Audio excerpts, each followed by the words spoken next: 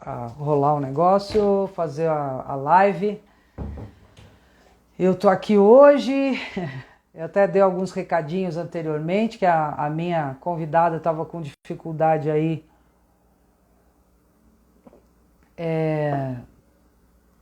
Tecnicamente, aê, Mariana entrou, tô te vendo, peraí que eu vou te chamar. Mas antes eu vou dar uns recadinhos que eu tava falando para as pessoas nos seguir. E lá no YouTube, se você não me segue, vai lá. Não nos segue, vai lá na Deus Samba na Cast, no YouTube e no Instagram.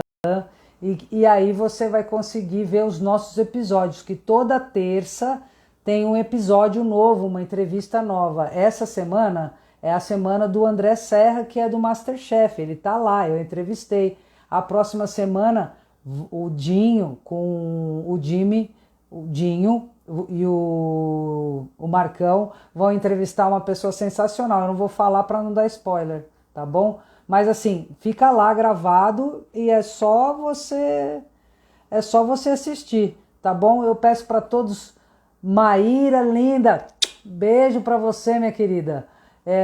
Vai lá no nosso canal do YouTube, se inscreva ou no YouTube ou no Spotify, tá bom? Para ajudar a gente a fazer esse movimento aí, para a gente aumentar a nossa audiência, tá bom? Então bora lá, vamos chamar a nossa amiga, a Mariana. Tá chegando aí. Mariana. Peraí. Uai, cadê? Cadê? Não foi? Oi. Agora foi. Olá, Ê! Uhul! A primeira vez a gente nunca fujo esquece. de rede social, gente. Eu fujo de rede social. Aí a Marta me obriga a baixar esse aplicativo no meu celular. Mas Ah, certo. Daniela Aragão, beijo, minha amiga querida. Em dezembro você tá por aqui, né? Ó, não esqueci. São meus amigos aí que estão aí vieram nos prestigiar. E aí, fale um pouco de você, minha querida, que eu falei um pouquinho de você aqui, que você é psicóloga, que você tem a sua especialidade, né? São os adolescentes. Eu acho isso bem bacana. Ser educadora você já ganhou o troféu, porque não é fácil, né? Ai, na Me verdade, conta um pouco de isso é você, ignorância. por que que você escolheu essa área, né? Que é tão, eu diria que é tão delicada. Bom, na verdade, a psicanálise ela veio na minha fantasia de perfil profissional antes até da psicologia. A psicologia foi um caminho. Eu comecei a ler, quando adolescente, comecei a ler uma série de romances que existem até hoje, né? Mas que na época tinha na biblioteca da minha escola. Nunca lhe prometi um jardim de rosas. O outro romance era A Hora de 50 Minutos. Enfim, tinha vários que iam trazendo um pouco essa realidade da psicanálise e a forma como a psicanálise olhava para as pessoas e olhava para as questões que as pessoas viviam, e eu me identificava muito com aquilo. Então, eu era bem novinha e falei, não, eu quero ser psicanalista, quero estudar. Você era mais novinha, né? Porque você é Ah, jovem. graças a Deus. Você é Eu tô jovem, você era quase mais 50, novinha. se Deus quiser, assim, meu neto tá no forno, mas eu sou jovem, eu trabalho com adolescentes e isso é uma força vital muito forte, né? Então, a psicanálise veio desse desejo de adolescente, aí depois eu fiquei buscando se ia ser via psicologia, se ia ser via medicina, acabei optando pela psicologia, fiz a graduação, depois especialização. Mas desde o início da minha carreira profissional, eu tenho uma trajetória de movimento estudantil também, né? Atuei muito no movimento secundarista, estava em cima do carro de som no impeachment do Collor, algo que eu me orgulho até hoje, Nossa, parte é isso do aí. movimento Cara Pintadas. Então, eu tinha um link muito forte com a educação, com o movimento estudantil, com a juventude. E acabou que na minha clínica, quando a gente se forma, a gente quer trabalhar, né? Não tem eu sou especialista em adolescência, eu Sim. sou especialista em quem chegar, porque eu vou cuidar disso, quero muito praticar, né? Mas por essas coisas do destino, a clínica que mais fluiu para mim foi a clínica de adolescentes. Não sei se porque eu tinha mais facilidade o celular está um pouquinho torto aqui. Tinha mais facilidade na fluência da discussão, se eu interpretava melhor, se eu ouvia melhor e acompanhava melhor o ritmo. Mas eu... Porque não é fácil entender adolescente, né? Nossa Senhora, eu não me entendia. Imagine alguém entender adolescente nessa fase de pandemia, então. Como A deve ter fase sido? foi bem difícil, está sendo ainda bem difícil. Acho que todos os profissionais da área de saúde, nós somos antenas, né? A gente capta toda essa energia e, assim, a pandemia, acho que desde 2016, viu, Marta? Desde 2016, a energia desse país, o sentimento das pessoas, a autoestima, a confiança, a fé no próximo, né? Isso tudo está muito abalado, está muito abalado. A gente vem num movimento no Brasil de baixa autoestima e de desvalorização das relações humanas, a dignidade humana está ferida, né? É, Adolescentes, eles nada mais são do que a semente do futuro. Né? Então, quando você tá. O adolescente ele é uhum. muito mais vulnerável, ele é muito mais sensível a essas mudanças todas ambientais, a essa falta de nutrição que a gente está oferecendo para a juventude. Então, eles estão realmente muito abalados, muito questionados, muito desesperançosos. Se a gente quiser pensar na adolescência, é a gente pensar na vida com muita intensidade, né? A gente pensar, eu vejo muito no adolescente o olhar da criança. Quando você sai com um bebê na rua, um bebê de 6 meses a um ano, ele fica assim completamente encantado por tudo que está em volta. É tudo novo, as pessoas são novas, o ambiente é novo, o barulho é novo, e ele fica ali extasiado com aquela realidade. E como ele é muito, muito jovem, e o jovem não tem medo, o bebê ele não Uhum. tem medo nessa fase. Depois tem uma fase que eles ficam envergonhados, se escondem atrás da mãe. Mas ele fica curioso pelo mundo, porque ele está nessa fase de aprendizagem, de crescimento. O adolescente também é extremamente curioso pelo mundo, pelas relações sociais, pelos movimentos políticos, pela beleza, né? Pela pele, pelo cheiro, pelos gostos. Então a adolescência é uma intensidade muito linda. Só que Você, tá difícil. você diria que na pandemia, não sei se você poderia dizer isso, que eles foram os que mais sofreram, os adolescentes, porque foram tolhidos dessa. Nós também fomos, né?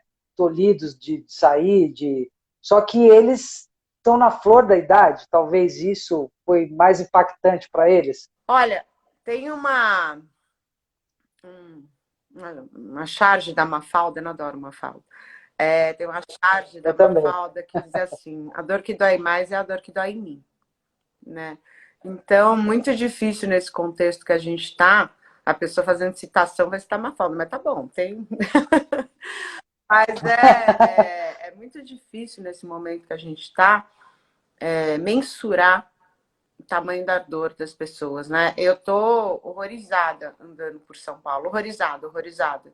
São Paulo tá uma miséria a céu aberto, né? Se a gente parar para prestar atenção, e não precisa ir longe, não. Aqui, eu moro no Butantã, né? Moro no Bonfigliore. A gente vai ali para trás da USP, a quantidade de famílias inteiras morando em barracas de acampamento, né? Na rua, com crianças, com seus animais de estimação, comendo de lata a querosene, né? Um fogãozinho a querosene. É uma coisa muito assustadora. Então, a miséria, a degradação, a falta de respeito, né? A gente viu um aumento brutal na Uhum. violência doméstica, na violência contra a mulher, na violência contra a criança e o adolescente. A LGBTfobia, que já é uma situação que a gente enfrenta há muito tempo, mas que nesse momento parece que quem saiu do armário foi o direito de agredir o outro, né? É, Enfim, o racismo. Então é muito difícil a gente dizer quem mais sofre num momento de ruptura mesmo, com questões muito essenciais, né? Então, mas eu acho que a adolescência sofre porque a adolescência, primeiro, que ela é muito intensa. Tudo na adolescência é muito intenso, né? A dor e o amor são extremamente intensos na adolescência. E é para ser mesmo, é para ser mesmo. Agora, é o futuro deles que a gente está questionando, né? Se a gente parar para pensar nas escolas, o que aconteceu com a educação no Brasil? A educação no Brasil parou.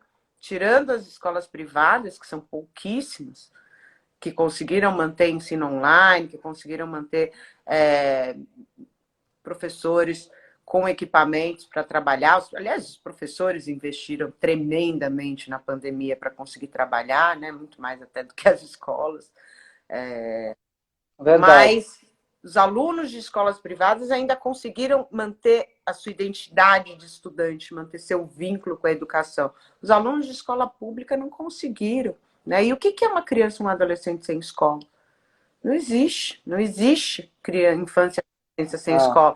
Se você pensar nas universidades públicas, né, o trabalho incrível que foi feito nas últimas décadas no Brasil de fomento dos institutos federais, das escolas técnicas federais, das universidades federais, das universidades estaduais, de repente, nos últimos anos, isso vem sendo sucateado cada vez mais. E o acesso, né, a desmoralização do Enem, que era um processo que estava ganhando, que você, poxa, numa única prova você podia prestar federal no Brasil inteiro, era uma oportunidade incrível. A ciência e tecnologia, o que a gente está fazendo com a ciência e tecnologia, o que a gente fez com a saúde. Então, a gente não mostra perspectiva, né? Você vira para um jovem e fala, cara, vamos estudar, vamos trabalhar, vamos pensar na vida, vamos sonhar. E aí ele abre a janela, né? Como já diria Caeiro, a realidade nunca é o que você imagina que ela fosse se você não abrisse a janela. Mas quando a gente abre a janela hoje, o que tem para eles, né? O que a gente está oferecendo? e você, como psicólogo e psicanalista, o que você faz para incentivar esses jovens? O que você diria, o que você diz, né, para eles, para que aquela essa luz, não apague, né, dentro deles? O que você Olha, fala, o que você... a psicanálise não é muito de motivar ninguém, não. Sei, não sei. Ela primeiro escuta. Primeiro escuta. Primeiro deixar que o outro diga o que está sentindo, o que está pensando, porque a gente quer viver, né? Assim, salvo a gente estar muito doente, muito adoecido mesmo, todo mundo quer viver, todo mundo quer futuro, todo mundo quer amor, todo mundo quer contato. Então, o adolescente também quer isso tudo, né? Então, primeiro deixar ele falar o que ele quer, o que ele deseja, o que ele nomeia como seu desejo e quais os obstáculos que ele vê pela frente. E quando a gente consegue nomear o nosso desejo e consegue ver o que está nos distanciando do nosso desejo, isso já é meio caminho andado para a gente elaborar um percurso, né? Então tá, então a partir desse desejo, então o que eu faço? Eu atuo hoje em instituição, né? Eu tenho uma clínica, mas a clínica hoje está só online, não tem sido minha prioridade, porque como você pôde observar e todos os seus convidados puderam observar, eu não sou a melhor na internet, né? Eu tenho muitas dificuldades com essa coisa aí. Mesmo a terapia online e tal, eu tenho uma certa... Eu gosto do... Bom, mas começou. Hoje também já abriu outro universo. Você viu que já o seu Instagram Agora já já está tá no aí, ó. celular, né? Quem sabe? Já tá bombando e as pessoas Não, e de eu tô repente vão vendo te assim, aparecendo procurar. A mensagens assim, não sei mãe, quem começou a seguir você, não sei quem. Falei, gente, calma, deixa eu arrumar. Parece que vocês estão entrando na minha casa, tá uma bagunça. Eu nem sei o que tem lá de foto, eu não posto nada. Eu até vou começar a mexer com esse negócio depois disso. É assim, a vida como ela é. É Assim, isso. o ao Tal, vivo é a vida como ela Mariana é. desligada como ela. Mas é isso. Então, o que a gente pode fazer na escola, por exemplo, na instituição, que é onde eu tenho dedicado a maior parte do meu tempo atualmente, eu trabalho, por exemplo, com orientação vocacional no terceiro ano do médio, né? E o que é essa orientação vocacional? Primeiro, a gente vai pegar um gancho pelo projeto de vida, que é uma estratégia em que você bota mesmo a juventude para pensar ética, para pensar futuro, para pensar valores, para pensar quem eu sou, quem são meus amigos, quem é minha família. E aí, a partir desse gancho, o que eu quero, né? O que eu sonho, o que eu desejo para minha vida, a partir desse gancho a gente começa uma investigação. Então, que cursos que eu gosto? 10 cursos diferentes, 10 possibilidades de futuros diferentes. Obrigada, Natália, sua bondade. É. Sua solidariedade, Você o estímulo. na verdade, olha, muita gente nessa pandemia, não fora, assim, todos nós temos problemas, né? Todos, eu incluo eu, todo mundo que está, a outra pessoa, a Natália, a Alzira, eu acho que todo mundo tem. E não tenho certeza que a gente fala do achismo porque a gente não é cientista com a ciência perfeita, sei lá, mesmo os cientistas, eles também estão procurando solucionar aquele vírus, né? Então, também estão buscando. Mas a melhor coisa que tem na vida é você ter alguém que te escute. Um psicólogo, um psicanalista. Cara, já é um alívio, a pessoa tá ali, que nem você falou, pô, é bom dar uma diretriz. Imagine as mães dentro de casa, né? Eu não sou mãe, mas com filho, adolescente dentro de casa, trancado naqueles primeiros meses mesmo, que todo mundo não sabia que era esse vírus. Agora a gente está aí, né? Tipo, também continuamos sabendo muito, mas estamos aí, né? Então, eu acho que, meu, muita gente pirou cabeção, depressão, muita gente com depressão, jovens, adolescentes, um monte de gente. Ansiedade, Então, ansiedade, você é a nossa válvula de escape, vocês psicólogos, psicanalistas. Então, por isso que você tem muito o que passar, entendeu? Tipo, o que uma mãe faz com o filho? Então, tem que ouvir. Você falou, não, vamos ouvir. Primeira coisa que eu acho que a mãe tem que ouvir, né? O filho. na verdade, uma coisa é você ser mãe, né? Eu tô falando como terapeuta, né? Tô falando como psicanalista. E é uma escuta diferenciada, né? Quando um psicanalista se posiciona para ouvir, ele não está se posicionando para ouvir a historinha do dia a dia, né? Não tá curioso. Até tem momentos que a gente faz isso porque, poxa, senão a vida fica muito chata. Se você tá sempre em posição analítica, tem hora que você quer bater papo mesmo, até para criar o vínculo, para fortalecer esse vínculo. Mas quando você posiciona uma escuta, essa escuta é diferenciada. Você está procurando ouvir movimentos psíquicos, que é diferente de histórias, né? Então, e não é isso que a gente tem que fazer em casa. O que a gente vivenciou muito, e eu não sei nem dizer, mas isso é melhor ou pior, né? Você assim, não sei dizer isso. A gente vai descobrir no futuro, com as marcas que essa geração está fazendo, que nunca nenhuma geração na face da Terra de seres humanos viveu o que essa geração de crianças e adolescentes em formação viveu. Então, o que eles vão se tornar, como eles vão lidar com as relações humanas, como é que eles lidam com o corpo, né? Uma coisa que me preocupava muito é a ideia de crianças e adolescentes ficarem um ano e meio sem toque físico, sem toque físico do outro. Isso é inconcebível, né? Na concepção que a gente tem, no que a gente sabe sobre infância e adolescência, você não consegue conceber. Como assim não se toca? Como assim o adolescente não tem o corpo do outro como referência? Como a criança não tem a corporalidade do professor e dos colegas e dela mesma para aprender a ler e escrever? Então, é um universo que está todo mundo tateando no escuro, né? Uhum. Então, mas o que eu vi acontecer nas casas? Eu vi as pessoas se isolarem dentro de casa. E isso me assustou muito. Ao invés das pessoas estarem compartilhando mais, até brigando mais, sabe? Você fica imaginando, nossa, deve estar o caos, deve estar todo mundo brigando com todo mundo. Não, foi cada um para o seu canto. E às vezes o canto é uma cama, né? Às vezes a privacidade, o espaço que alguém tem dentro de casa, e a gente tem inúmeras famílias no Brasil, assim, milhões de famílias no Brasil que vivem em condições muito precárias, que aquele adolescente tinha uma cama.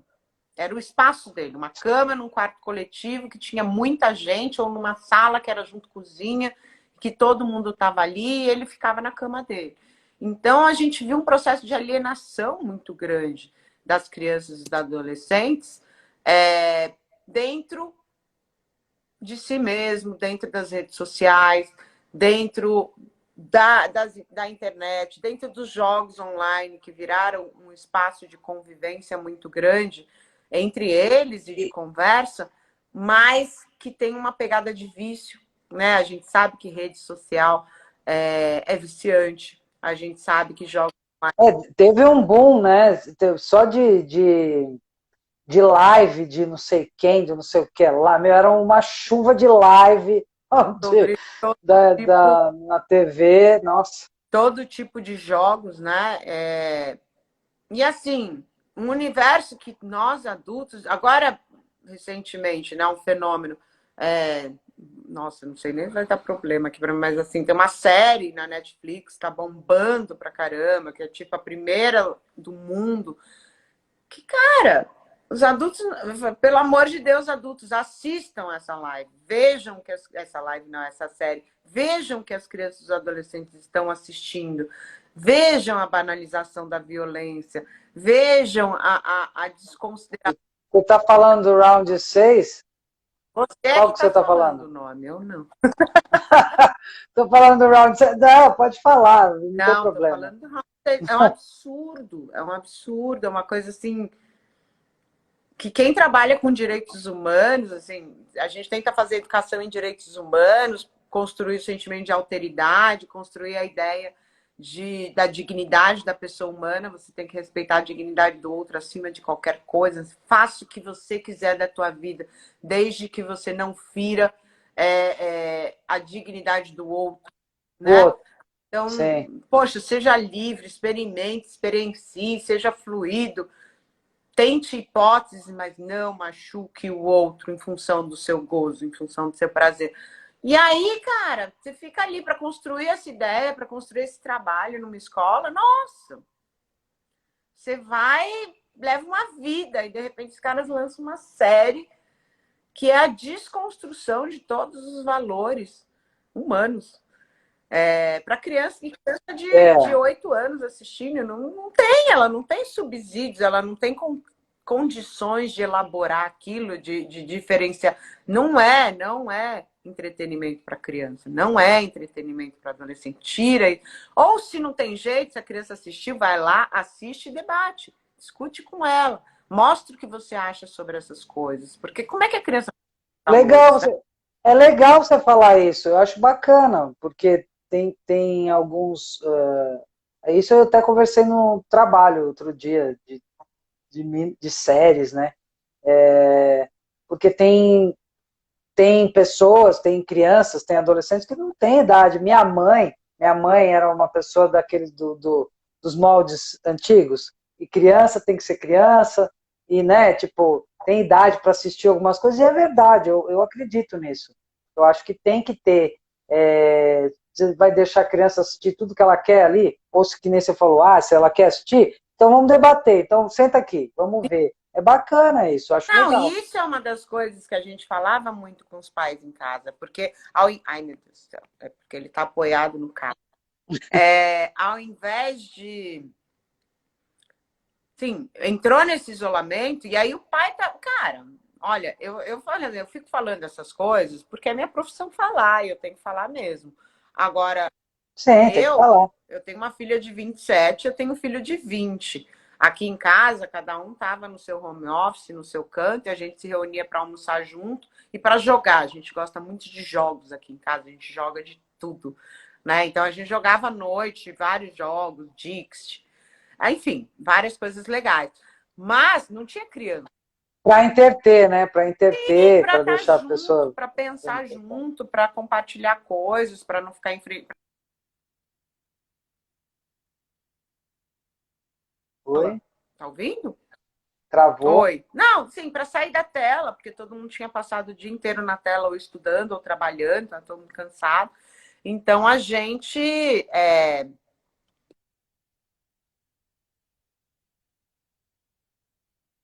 Mariana, tá travando. Oi.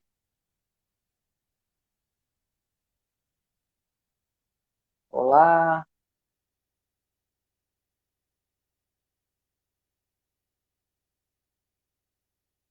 Ixi, tá travando.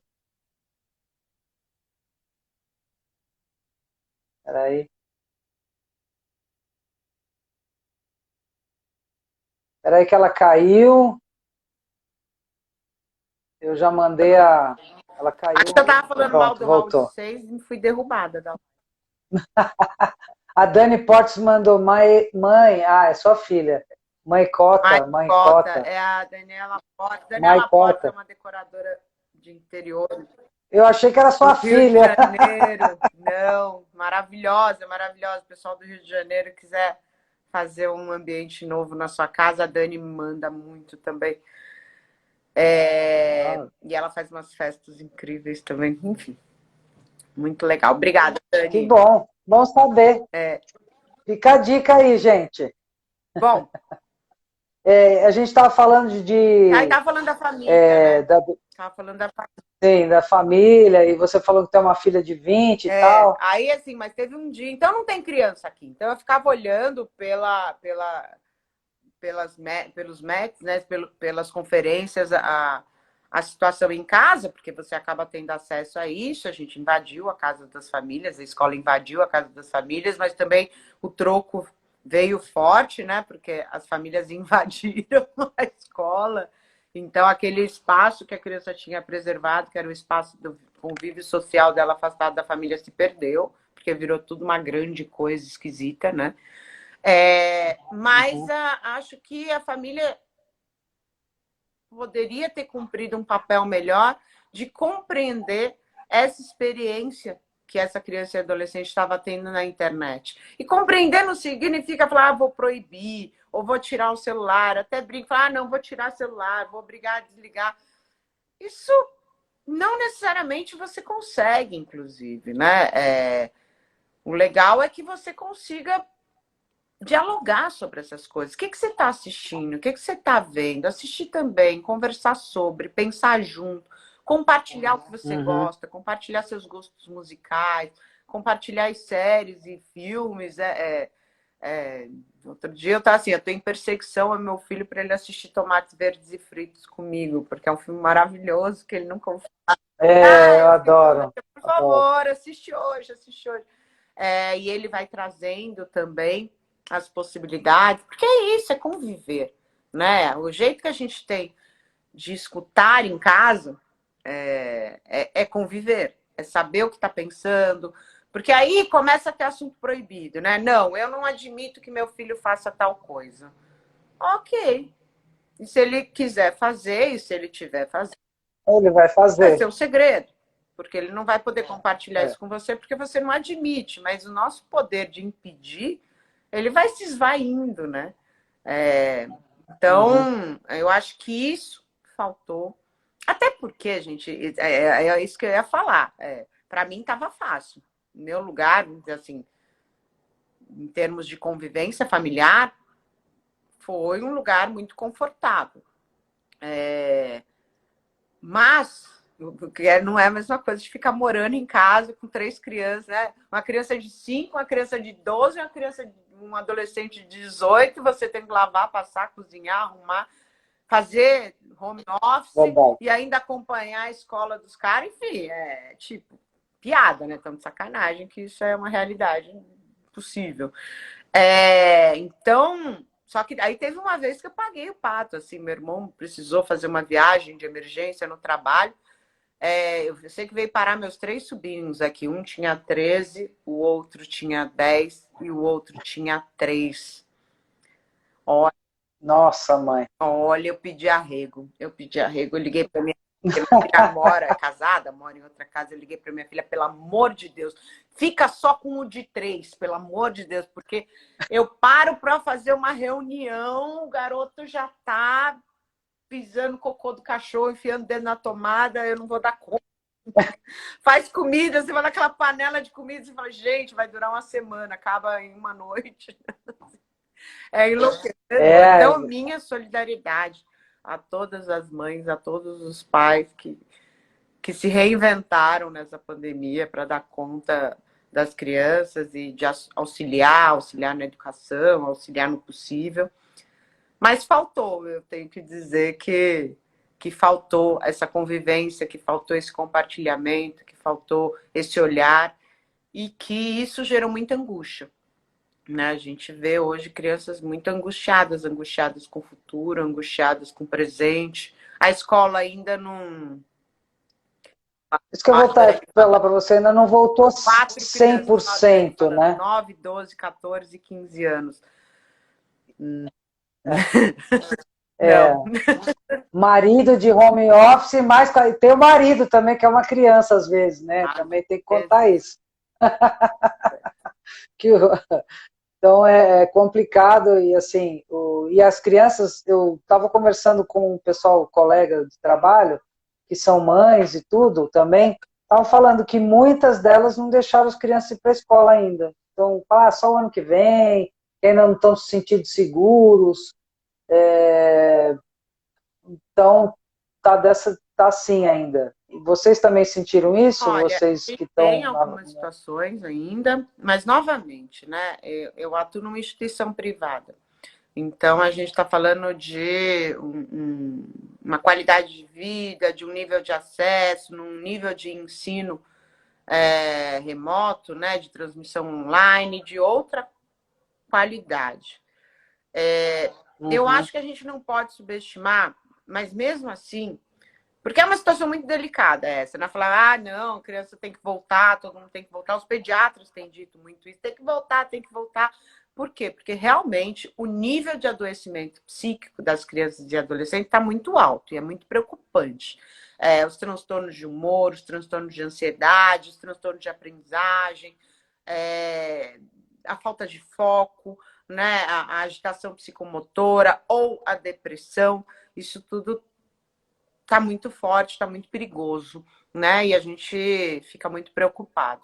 Por outro lado, a gente está num país que conseguiu subestimar a pandemia do coronavírus do primeiro ao último momento. Isso foi uma das coisas mais assustadoras do mundo, né? Foi um nível de realidade Matrix que é assim, não, gente, peraí, tem um vírus mortal que tá matando gente no mundo inteiro, que é seríssimo.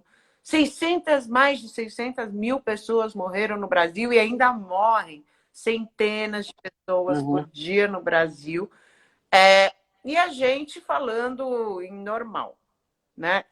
Então, assim, é uma decisão muito difícil mandar uma criança para a escola, especialmente as crianças menores de 12 anos, que nem em São Paulo foram vacinadas. Porque em São Paulo a gente tem uma realidade vacinal muito diferente do restante do país, né?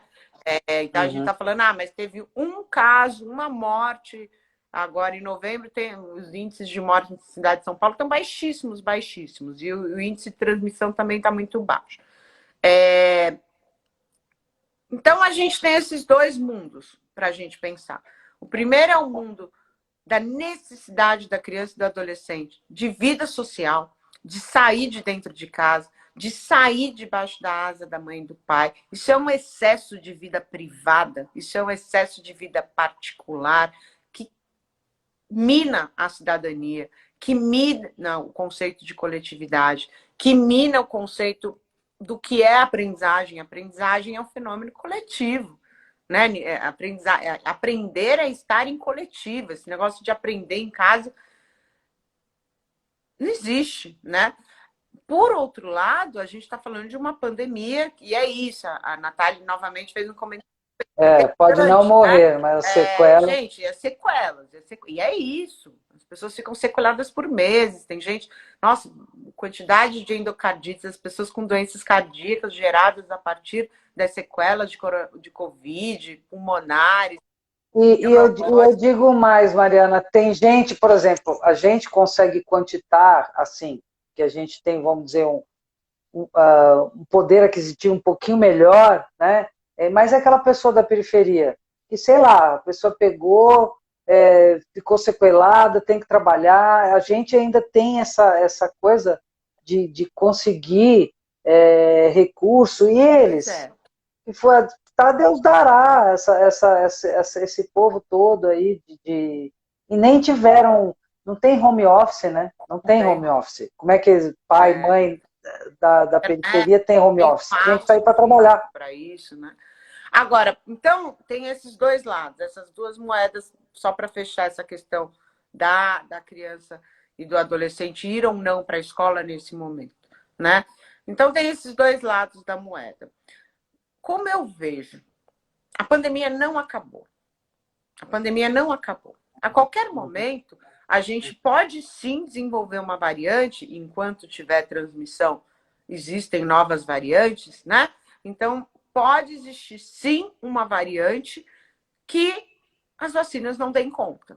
E aí a gente viveu um retrocesso muito importante. Essa realidade, graças a Deus, está cada dia mais distante. Ou seja, está ficando cada vez mais provável da pandemia estar realmente sendo controlada no mundo inteiro. Então, é essa aposta, estamos indo nesse sentido. A vacina foi super eficiente, assim, a vacina foi um tudo. Assim, olha aí, né? A vacina foi realmente a salvação da lavoura. Quem não tomou a sua segunda dose, pelo amor de Deus, toma logo. Quem já está próximo de 6 meses da segunda dose, vá tomar a terceira dose, porque a vacina é o diferencial entre a vida e a morte, e entre a vida coletiva, e entre o trabalho e a produtividade, ou a miséria. Então, vamos tomar vacina. Mas, então, mandar uma criança com menos de 12 anos para a escola, sem estar vacinada, sabendo que tem uma pandemia gravíssima por aí, e estar sabendo que essa é a realidade, é uma decisão muito séria, né? Porque pega sim, porque pode ser uma doença grave, sim. As síndromes respiratórias agudas em crianças mataram muitas crianças no Brasil e no mundo. Então, não é brincadeira. Por outro lado, as doenças psíquicas, as doenças afetivas, as doenças dos relacionamentos sociais, as dificuldades de aprendizagem, são sequelas do Covid. E são sequelas de Covid que precisam ser tratadas também. Porque às vezes você acha, não, estou mantendo a criança em casa e ela está saudável, porque eu estou mantendo ela saudável. Não, você está sequelando a criança também, ao não permitir que ela vá para a escola, porque o lugar de criança é na escola. Então, o que eu sinto? Né? Eu sinto que aproveitar que a tempestade deu um pouquinho de trégua, que está chuviscando ainda, que está chovendo ainda, mas que a gente já sabe, a gente já tem o guarda-chuva, que é a máscara, né? A gente já sabe usar máscara, a gente já tem o guarda-chuva, que é o álcool em gel, a gente já sabe que não pode ficar super pertinho, a gente já sabe que todos os professores estão com 2 doses da vacina, que todos os adolescentes da escola estão com 2 doses da vacina. Então, os riscos de contrair Covid hoje na escola são infinitamente menores do que eram em março do ano passado, né? E do que era no início desse ano. Então, se a gente, quando está numa tempestade, não aproveitar oportunidades para subir à tona, respirar, para poder mergulhar de novo e sair do confronto das ondas, vamos dizer assim, a gente morre. Se a gente não morrer afogado, a gente morre sem ar, né? Então, eu vejo, foi um transtorno, né? O governo do estado baixa um decreto que altera a vida de todo mundo e você tem 2 semanas para botar isso tudo em prática. Então, assim, foi um caos, nível poder público. Assim, ninguém sem referência, porque ninguém viveu isso antes, né? Então, opa, ninguém viveu isso antes sem referência, então vamos sem protocolo, aí foram criando os protocolos, né? Então, hoje a gente tem como você falou, o guarda-chuva, as coisas, mais orientações, né? Mais parâmetros. Tá, travou. Oi, oi, travou. Acho que ela vai cair e vai voltar. Mariana,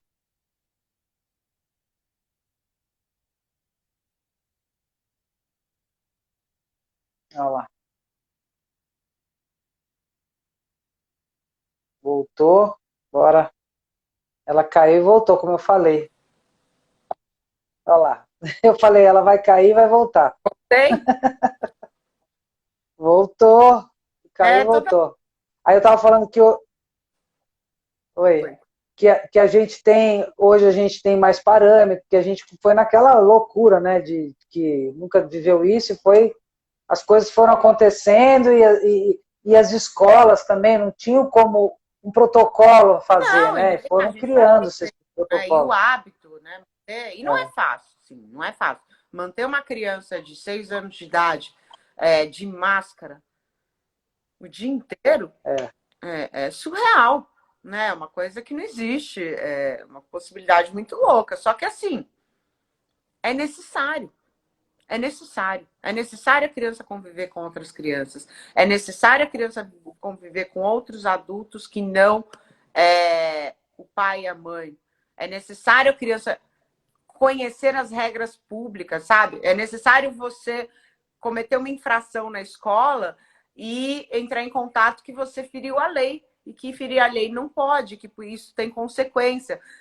Mas não é a lei do privado, a lei do papai e da mamãe, a lei afetiva. É a lei mesmo. Não, você não pode tocar no seu colega desse jeito. Não, você não pode fazer tal. Não, tocou o sinal, não tem mais 10 minutinhos. Você vai para a sala até aula, porque aquele coletivo está reunido para isso no momento você faz parte de um coletivo.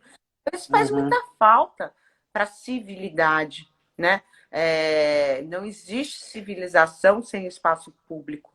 Não existe civilização sem compromisso coletivo, sem lei, né? Então, você manter as crianças em casa por tanto tempo seguido, se você pega uma criança de 6 anos, uma criança de ensino fundamental, os 2 anos de pandemia é tipo a vida dela inteira. Assim, toda a memória que ela tem é de pandemia. Então, é muito sério. Então, o que eu digo é o seguinte: se for muito perigoso né, a questão dos idosos, a questão das pessoas mais doentes. Muito, muito perigoso correr o risco de contrair Covid nesse momento, mesmo estando no momento que a gente está vivendo, mesmo com toda a segurança no sentido de que a gente já domina, a máscara funciona, a máscara é extremamente efetiva, né? Eu entendo, eu entendo. Mas saiba, não adianta, porque é assim, né? Tudo na vida tem consequências. Saiba que isso não é bom para essa criança. Que o melhor para essa criança é ir para a escola o mais rápido possível. Seja a escola que for. Né? A menos que seja um lugar de violência, né? E aí tudo bem, mas assim, a escola é o lugar dos amigos, a escola é o lugar dos professores, a escola é o lugar de aprender, a escola é o lugar da referência pública, a escola é muito importante na vida da criança e do adolescente. Então, eu recomendo isso. Ensinar a criança, trabalhar o protocolo com a criança, explicar para ela por que é importante cumprir os protocolos, mandar ela para a escola, chegar em casa, higienizar, ficar atento, medir temperatura, ver se aparece o sintoma gripal, torcer para a Anvisa liberar a vacinação das crianças de 5 a 12 anos, né? Porque aí a segurança vai ser maior ainda. Mas eu acho isso. Eu acho que a gente está num momento de calmaria da pandemia. Acho que a pandemia arrefeceu. Acho que as pessoas estão mais seguras nesse momento sobre o que fazer para se prevenir. Então, a relação custo-benefício de manter a criança em casa está muito desfavorável. Eu, como profissional, vejo o benefício que é ir para a escola e como pessoa, Assim, se eu tivesse uma criança sob minha responsabilidade, nesse momento eu mandaria ela para a escola. Minhas colegas de trabalho que falaram, mas eu não vou mandar, só o ano que vem. Eu falei, gente, mas vocês estavam reclamando porque estavam, né, que queriam que a criança fosse para a escola. Por que você não manda a criança para a escola? Mas Né? Eu acho que teve muito agora que a gente está. teve muito negacionismo na pandemia. Oi? Sim. Teve momentos que a escola abriu Que não que era para não era abrir. para Mas não era agora para que. abrir. Agora eu acho que tem condições. Mas, novamente, nessa lógica da relação custo-benefício. Até porque quanto mais rápido as crianças voltarem para a escola, porque criança também é um ser plástico, né? É um ser altamente adaptável. Então, assim, se a gente voltar e voltar com saúde, voltar com qualidade, voltar com desejo, voltar com concentração, com foco neles, entender o que eles passaram e respeitar o momento de vida que eles estão vivendo. Também não adianta chegar na escola, né? Muita gente falando sobre a questão dos conteúdos escolares. Meu filho está perdendo conteúdo, meu filho está perdendo conteúdo. Ele está perdendo muito mais do que conteúdo. Assim, quando retoma para a escola, você tem 3 grandes frentes que você precisa abordar e cuidar.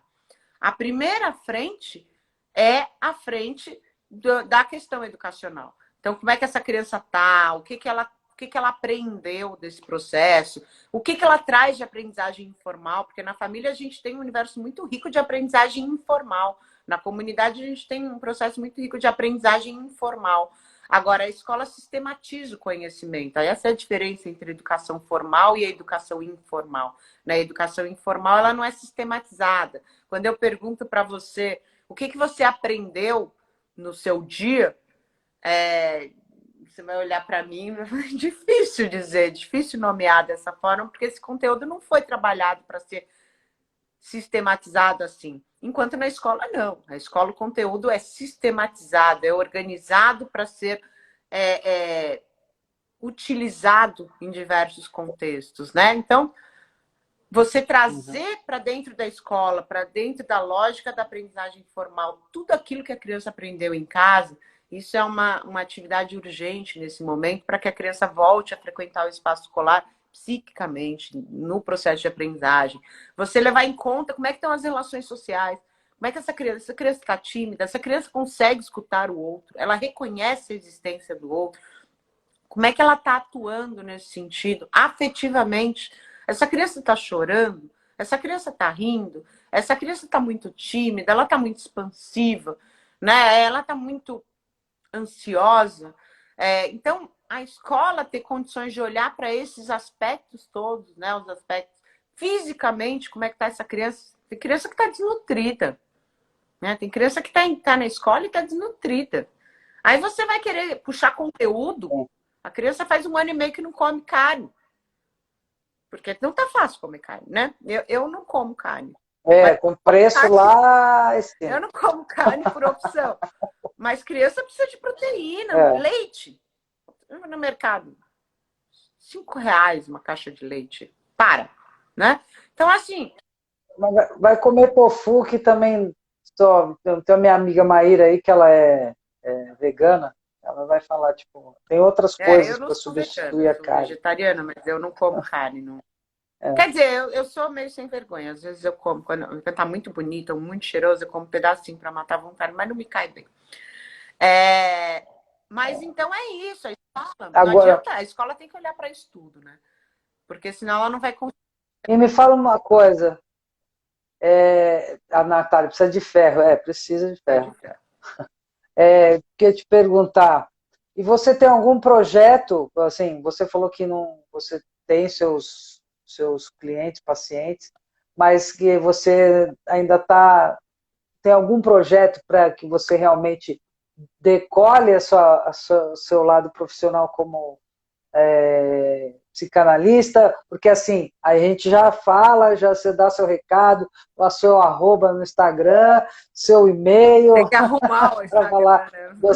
Tem que arrumar o Instagram. Olha, Eu tenho 1000 projetos, né? Essa pandemia fez com que a gente travasse na vida. Na verdade, eu penso muito em retomar mais intensivamente a clínica, mas eu gosto de clínica presencial. Eu não sei muito fazer meu trabalho com criança e adolescente online, não. Confesso que tentei, assim, eu tenho alguns adultos que eu estou acompanhando online, porque aí é outro nível de conversa. Mas mesmo essas travadas, isso que aconteceu com a gente aqui hoje, de eu cair 3 vezes, isso Uhum. acaba com qualquer setting analítico. Assim.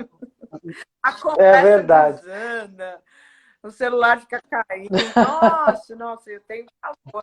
Eu odeio, odeio.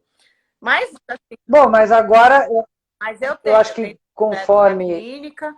É, acho que a escola é um lugar muito fértil e quando todo mundo puder voltar para o presencial, acho que as escolas deveriam aproveitar esse momento e a escola que eu trabalho também para desenvolver novos projetos, estudos do meio, vamos para o campo, vamos para a rua, vamos enfrentar a realidade com as crianças, ler a realidade com as crianças, vamos para museu, vamos para cinema, vamos para o teatro. Vamos botar as prefeituras para botar shows e atividades públicas, porque as crianças precisam de cultura, porque as crianças precisam de lazer, porque as crianças precisam de um processo de aprendizagem mais rico, mais dinâmico, né? Então eu estou com 1000 projetos nesse sentido, de pensar uma escola, depois de 2 anos de pandemia, que seja uma escola freneticamente ativa, freneticamente movimentada, que não seja sentar na carteira para fazer lição ou para aula expositiva, porque está todo mundo precisando de rua, né? Está todo mundo precisando de convívio, de cultura, de intensidade. Então, tem os projetos que são os projetos institucionais e tem o desejo de voltar para a clínica, né? De voltar ao atendimento de crianças e adolescentes, a orientação vocacional. Você não pensaria com adulto, que a Natália está até perguntando, e como é com adulto? Conta como é a sua Olha, experiência, por que não eu adulto? tive bastante pacientes também. Eu fiquei na clínica, só na clínica há muitos anos, né? Eu tô só na educação desde 2014, não, de 2015 para cá. Então, eu tô só na educação há 6 anos. Tá. É, a clínica com adultos é uma delícia. Sabe por quê, Natália? Porque o que é terapia? Né? O que é terapia boa? Terapia boa é quando a vida anda. Quando a gente está num momento de inflexão, quando a gente está num momento que parece que a gente está rodando em falso, sabe? Girando em falso, a gente acorda de manhã e fala, cara, eu preciso sair desse. Essa vida não tá legal, esse trabalho não tá legal, as pessoas não estão legais, eu não estou me relacionando bem, esse relacionamento não está me fazendo bem. Só que a gente não vê nem porta de saída, né, para sair dessa situação, e a gente também não enxerga portas de entrada, porque ninguém quer sair por um lugar sem saber para onde vai, dá medo, assusta, né? Então, a clínica com adulto é essa clínica em que você começa a abrir mão daquilo que você estacionou, daquilo que você congelou na vida, porque você quer o novo, porque você quer mais, porque você quer o diferente, porque você está em sofrimento. Então, quando o sofrimento de ficar no mesmo lugar, de a vida não tá andando, de a vida não tá acontecendo, é maior do que o medo do futuro, você procura ajuda. E aí, a clínica ela vai te mostrando primeiro como sair, e não é a clínica que te mostra, é você que enxerga, porque a clínica não é bola de cristal, né? Oh, a gente é meio bruxa, a gente gosta de ser bruxa, mulher gosta de ser bruxa. É vocês profissionais que nos levam a nos achar, Então, né? Tipo, a perguntas, nos encontrar. eu te ouço e eu faço uma questão que faz você pensar. E ao você pensar, você vê saídas, você vê possibilidades, você vê outras pessoas. Sabe quando uma coisa leva a outra? É isso que é a vida andar. De repente você sai com uma questão. Não, não tem jeito. Esse é o amor da minha vida. Aí alguém vira para você e fala: por quê? Não, porque tô nessa há 30 anos. Tá, mas e aí? Aí você, como assim? Aí não dá, não pode, não existe, não, eu sou assim, né? Por quê? E aí você sai com aquele porquê chato na cabeça e você começa a olhar e falar, por quê? E se fosse diferente? E aí você começa a sonhar com um ser diferente, começa a ver outras possibilidades e até que você embarca. Não, então eu vou embarcar nessa onda aqui. E aí vão surgindo coisas, vão surgindo ideias, né? Eu tô num momento assim, até na minha vida pessoal, tô saindo de um relacionamento muito antigo. E é muito legal, porque de repente você fala, então tá, então deixa eu abrir os olhos, e aí de repente alguém que nunca te convidaria, não é assim que a gente se conheceu, né? Alguém que nunca te convidaria Foi. para ir para uma balada, porque você é de outra turma, você é da turma dos casados que ficam em casa, te chama porque você não está casada ficando em casa, aí você vai lá e conhece pessoas novas, e aí essa pessoa liga, não, vem fazer uma live, vem conversar comigo hoje, tá bom. Vou. E aí, né, e viaja, fui para casa de uma amiga e a gente vai pensando e vendo coisas diferentes acontecendo. Então a terapia ela propicia isso, que você solte amarras, que você libere energias, que você acredite em novas possibilidades, né? E eu acho que isso é muito gostoso. Com a criança e o adolescente, você precisa muito de subterfúgios para chegar nesse lugar. Você não chega só no discursivo, né? Você não fica falando com uma criança. Eu tenho a minha clínica com crianças é uma clínica muito visceral, né? Eu não trabalho com brinquedos, eu não trabalho com jogos, eu trabalho com elementos, né? Eu trabalho primeiro com os quatro Uhum. elementos, eu trabalho com água, terra, fogo e ar, né? E eu trabalho também com Legal. papel, massinha, com Origami? pintura, Origami? pintura a dedo, eu trabalho com muita produção. E com adolescente, sim, eu uso alguns jogos, mas são aqueles jogos que o jogo é como se fosse um jogo online, mas não online. Geralmente eu uso. Tem um que eu uso aqui que eu adoro, que é esse aqui, ó, chama Carcassonne. Delicioso esse jogo. E é maravilhoso para o processo analítico de adolescente. Tem um mistério também, que é outro Dixit, que são cartas emblemáticas. Então, são ferramentas que você usa para o adolescente entrar no piloto automático falando, que a gente chama de associação livre. Só que ele precisa estar fazendo alguma coisa com as mãos, ele entendia muito rápido, né? Então, mas o adulto não, cara. O adulto pode se soltar, falar durante muito tempo. O que agora, assim, mas o que você agora vai falar assim, eu não sei, se não vai dar uma de política, né? Falar assim, eu não sei, o que você prefere, o adulto ou o adolescente? Você diz que você acessa mais fácil o adolescente, sei Eu lá, me você tem divirto uma mais, coisa ali eu dentro. me divirto mais, assim, é mais divertida, é uma clínica mais divertida, a clínica do adolescente. Porque é muito dinâmico, né? É muito rápido, assim, eles ficam entediados de mim muito rápido, eu morro de rir, assim. Deu 15 minutos, o cara não se aguenta mais. Eu falei, o que eu faço para te manter aqui comigo durante 50 minutos, uma hora? Mas eu me divirto, é uma clínica muito dinâmica e eu sou uma mulher muito dinâmica também. Então, a criança é extremamente trabalhosa. Para mim, a criança, exatamente pela linguagem ser completamente diferente, a forma como a criança se expressa ser bastante diferente de como o Uhum. adolescente e o adulto se expressam. Então, é uma clínica trabalhosa, que eu adoro também, mas não é a que eu preciso dedicar muito tempo à clínica da infância, né? Se eu pego um caso de infância, eu me dedico muito para conseguir acertar a mão e acertar o eixo da terapia. Com adolescente é mais rápido. E adulto depende do momento.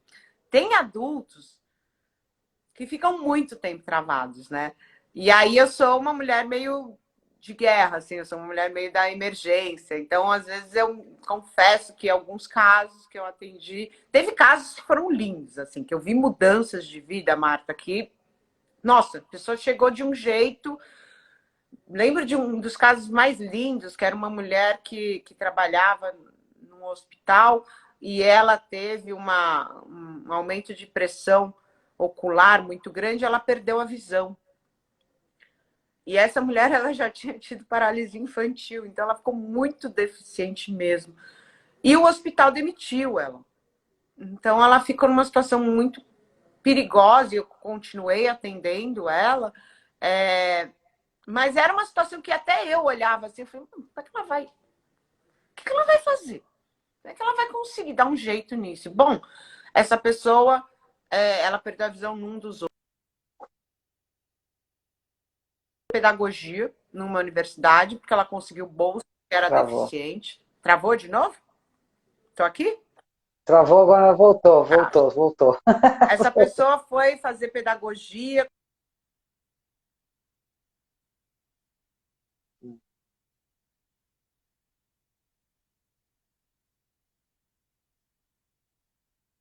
Travou.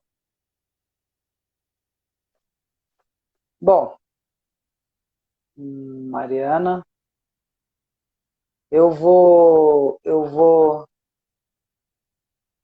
acho que eu vou ter que chamar. Eu vou, eu vou chamá-la de novo e a gente vai encerrar. Deixa eu.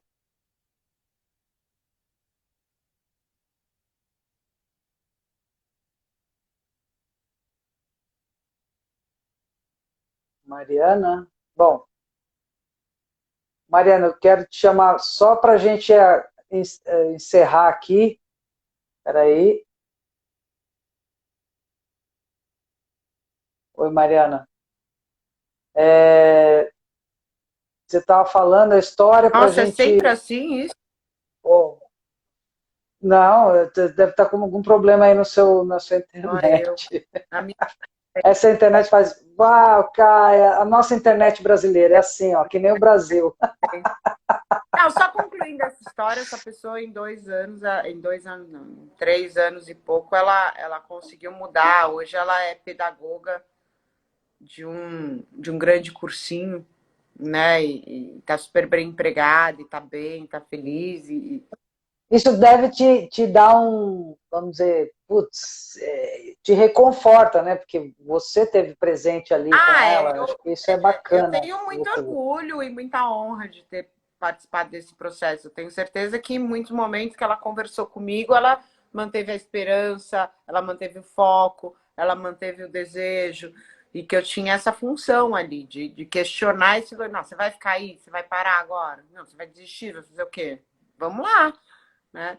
E foi uma honra Uhum. acompanhar esse percurso. Então, tem muitas terapias, muitas, né, gente? 20 anos de clínica, eu trabalhei no HC, enfim, tenho muitas histórias. Mas é uma honra estar junto com as pessoas que vão além, né? É sempre uma honra muito grande. Mas eu me divirto mais com adolescentes.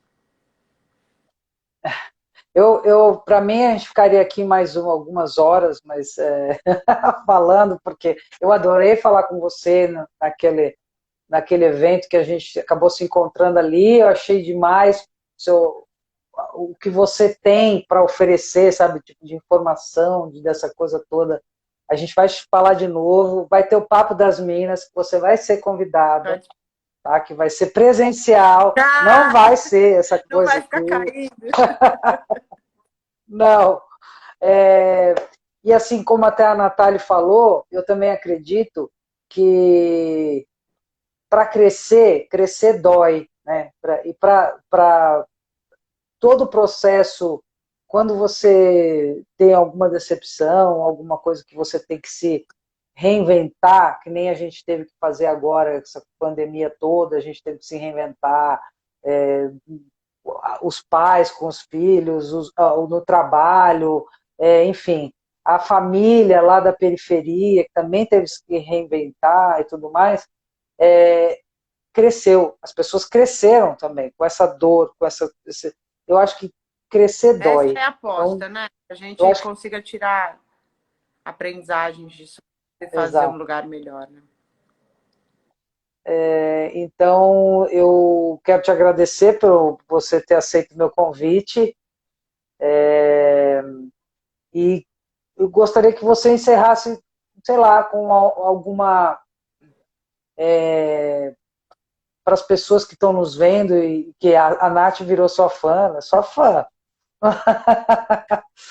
E eu também sou sua Ah, fã, como o seu trabalho, que eu conheço pouco, mas que o pouco que a gente conversou, eu já vi a profundidade de tudo que você tem, né, que você faz no seu trabalho. Então eu queria que você desse um recado para as pessoas que passam, que estão aqui, que passaram por isso e estão aí com a gente nessa luta. Tá. Para a gente Primeiro, encerrar. agradecer super.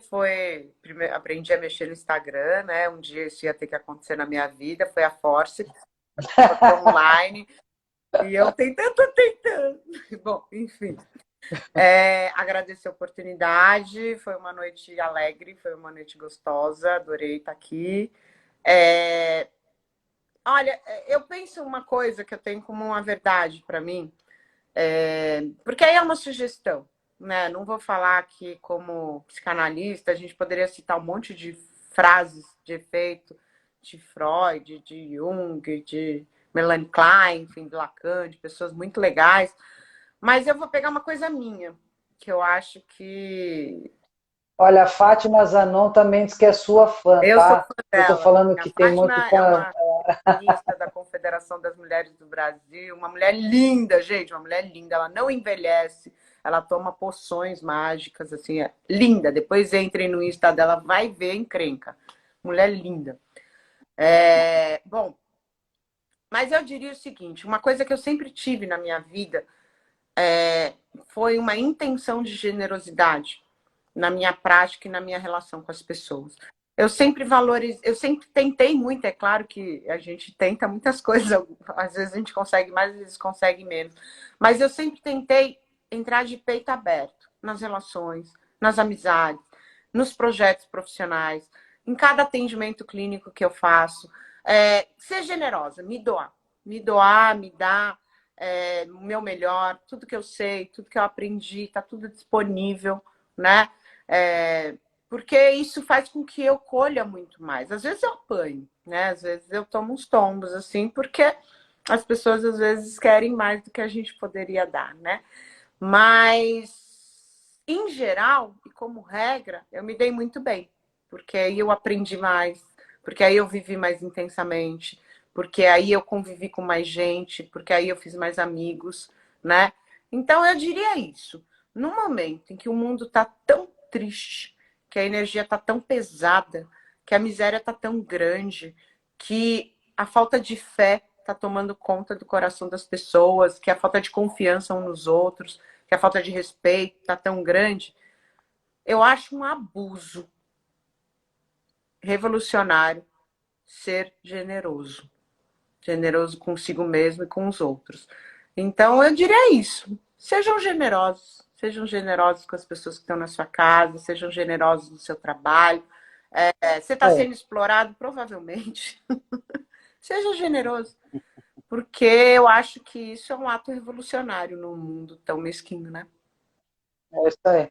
Mais amor, né? Mais amor sempre. Mais amor sempre. Né? E você já está no nosso coraçãozinho aqui, que você sabe que já tem duas fãs, e a nossa amiga Fátima também, eu e a Nath também. A Deus Samba tá com a porta aberta. Gente, eu estou super à disposição. Meu e-mail é marianagiorgion@me.com, né? Se alguém quiser continuar a conversa, estou super à disposição. Se vocês quiserem me convidar outras vezes, agora eu já sei entrar, né? Vai ser mais fácil. A internet, nós vamos fazer... é a que tem, né? Nós vamos fazer o Papo das Minas.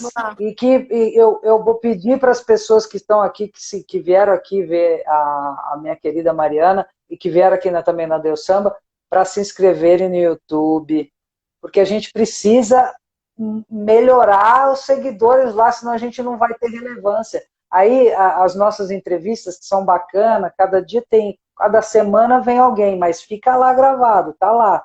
Tem várias pessoas bacanas. Então, tá feito o convite. Papo das Minas vai ser agora, a gente deve gravar agora em dezembro, tá?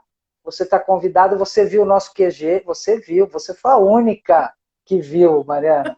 Tá bom? Tá bom. Olha, beijo.